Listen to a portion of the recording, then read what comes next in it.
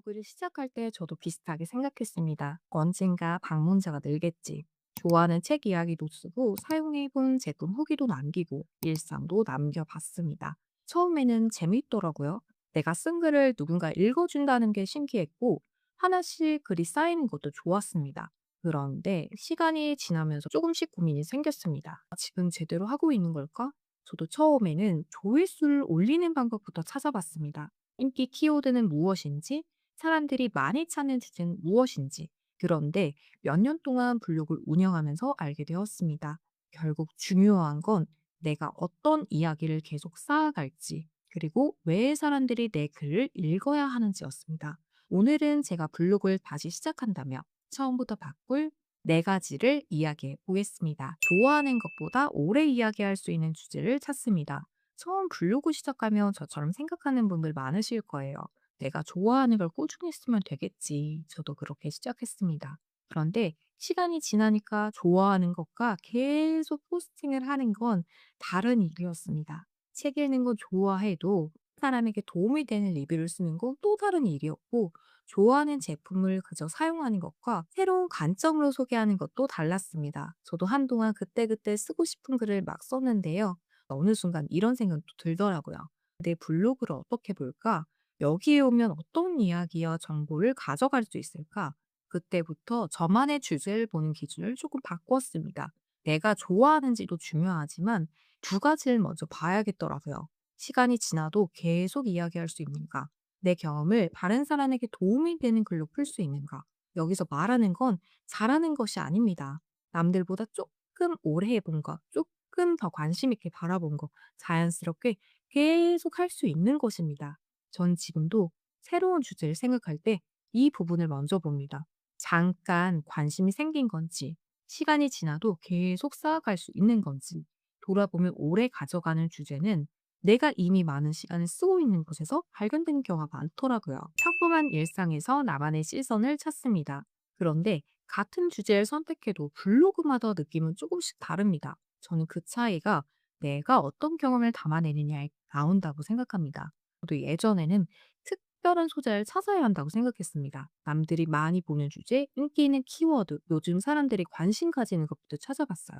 그런데 계속 따라가다 보니까 비슷한 글만 쓰게 되더라고요. 어디서 본 것 같은 글이 되고 내가 꼭 쓸 이유도 점점 줄어들었습니다. 그래서 지금은 조금 다르게 봅니다. 이미 내가 경험한 것에서 시작합니다. 예를 들어 볼게요. 책을 좋아한다면 그냥 좋은 책 추천으로 끝내지 않습니다. 왜 이 책을 골랐는지, 읽기 전에는 어떤 고민이 있었는지, 읽고 나서 내 생각이 어떻게 달라졌는지 이런 부분을 먼저 봅니다. 제품도 마찬가지입니다. 그냥 좋아요라고 말하는 것보다 왜 구매했는지, 사용하면서 어떤 점이 편했는지, 생각보다 아쉬웠다는 부분은 무엇이었는지 이런 경험이 들어가면 글이 조금 달라집니다. 저는 소재를 필요할 때 사진첩을 열어보고 최근에 구매한 것을 살펴보고 주변 사람들이 저에게 어떤 걸 자주 물어봤는지도 생각합니다. 생각보다 콘텐츠 소재는 멀리 있지 않더라고요. 이미 내 생활 안에 있는 경우가 많았습니다. 예전엔 특별한 경험을 만들어야 한다고 생각했는데 지금은 평범한 경험을 어떻게 바라볼지 더 고민합니다. 돌아보면 그런 작은 차이가 쌓이면서 글의 방향도 조금씩 만들어지더라고요. 블로그에 들어왔을 때 내가 보이게 만듭니다. 주제와 소재를 정했다면 그다음 고민이 생깁니다. 그럼 내 블로그는 어떤 모습이어야 할까?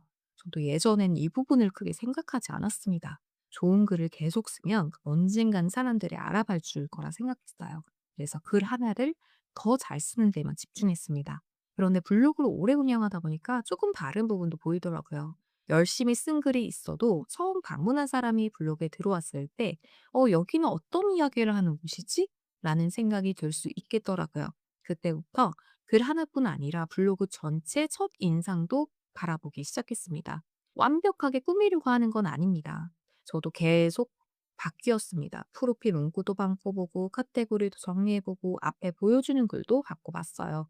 그런데 블로그를 정리할 때 이제 세 가지를 먼저 봅니다. 첫 번째 프로필입니다. 예전에는 뭐 일상을 기록합니다. 이런 식으로 적었어요. 근데 생각해보니까 너무 많은 사람이 쓸 수 있는 표현이더라고요. 그래서 지금은 내가 어떤 이야기를 하는 사람인지 조금 더 구체적으로 보여주려고 합니다. 두 번째는 카테고리입니다. 예전에는 쓰고 싶은 이야기가 참 많았어요. 그래서 막 이것저것 넣었습니다. 그런데 시간이 지나면서 알게 되었습니다. 많이 보여주는 것보다 비슷한 방향의 글이 쌓이는 게 중요하다는 걸요. 세 번째는 대표 글입니다. 처음 방문한 사람이 몇 개의 글만 보고도 이 사람은 이런 이야기를 하는구나 알 수 있도록 하는 겁니다. 전 이 부분을 정리하고 나서 글을 쓰는 것도 훨씬 편해졌는데요. 내가 어떤 이야기를 쌓아가야 하는지 기준이 생겼기 때문입니다. 돌아보면 블로그도 작은 공간을 운영하는 것과 비슷했습니다. 무엇을 담을지 정리되어 있으면 방문하는 사람도 더 오래 머물겠죠? 좋은 글도 클릭되지 않으면 시작되지 않습니다.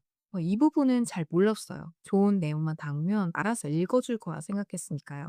조금 아쉬운 경험이 있었습니다. 정말 열심히 쓴 글인데 많은 사람들이 보지 않더라고요. 다시 살펴보니까 문제는 다른 곳에 있었습니다. 좋은 글도 처음 만나는 순간을 지나야 읽을 기회가 생긴다는 점이었죠.